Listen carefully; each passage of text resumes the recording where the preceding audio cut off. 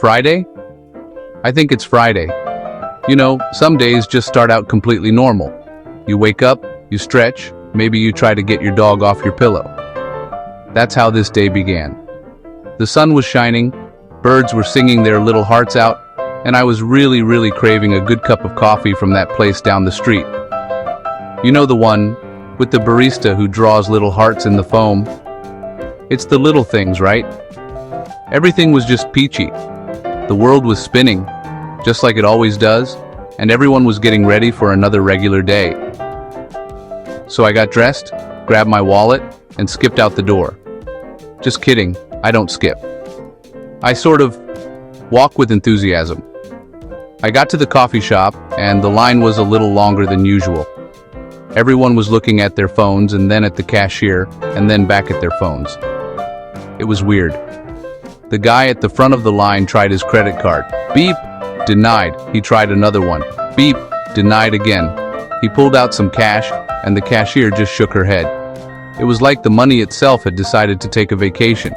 Now, you know me, I like a good prank. I thought, oh, this is hilarious. Someone's pulling a fast one on the whole town. I was waiting for the hidden cameras to pop out, but then the guy behind me tried to pay with his watch. Still nothing. The woman behind him tried to use an app on her phone. Nope. It wasn't just the cards or the cash. The entire idea of money, in every single form, had just stopped. It was like the world's biggest game of Monopoly had been unplugged. Nobody could buy anything.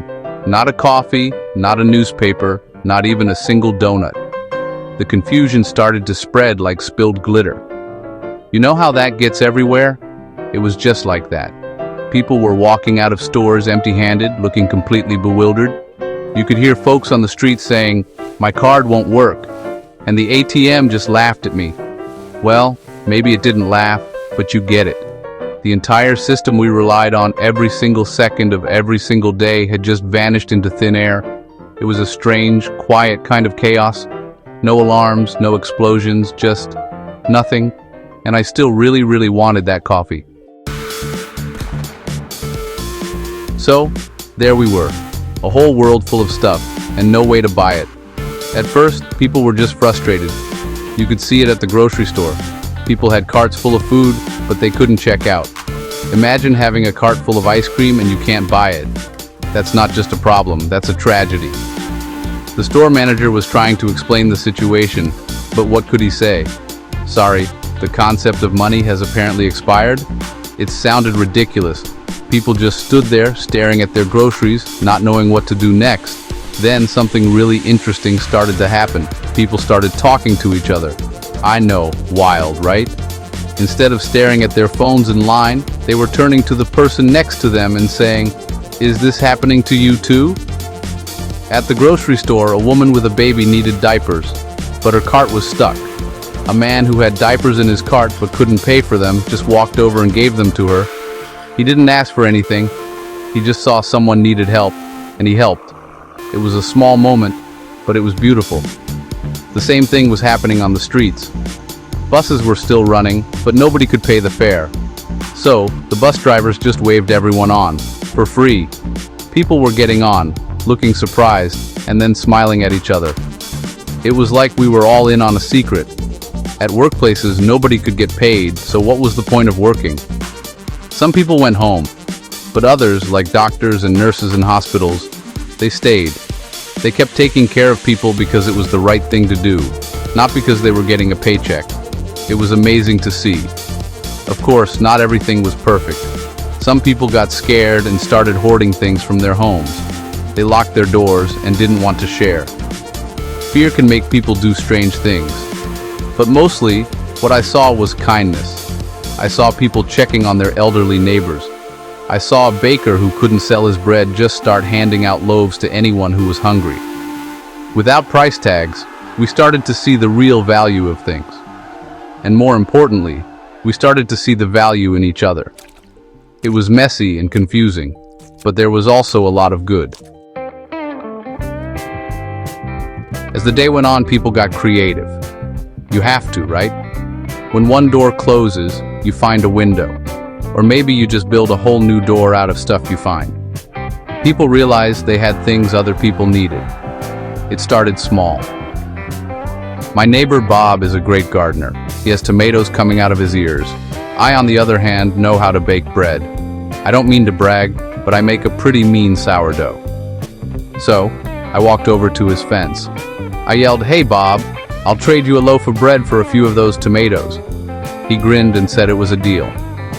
This started happening all over the neighborhood. Bartering became the new currency. A woman who knew how to fix bikes traded her skills for a bag of apples. A musician played guitar on a street corner, not for coins, but for a hot meal someone brought him from their own kitchen. It was like a giant community-wide trading game. People weren't just trading things, they were trading skills and time. Can you watch my kids for an hour? I'll help you fix that leaky faucet. It was a system based on trust and what we could do for each other. The community center became the heart of the town. People brought what they could spare. Cans of soup, blankets, books, board games. They set up tables and created a sort of free-for-all sharing market. There was a needs board and a haves board. Someone would write, "Need a battery for a flashlight," and someone else would see it and say, "I have one." It wasn't about what something was worth in dollars. It was about what someone needed and what someone else could give. The whole focus shifted from, "What can I get?" to "What can I give?" It was incredible to watch people rediscover their own talents. A guy who worked in an office his whole life turned out to be amazing at organizing things. He started managing the sharing market at the community center, making sure everything ran smoothly. A woman who was a lawyer found she was really good at mediating disputes over who got the last jar of pickles.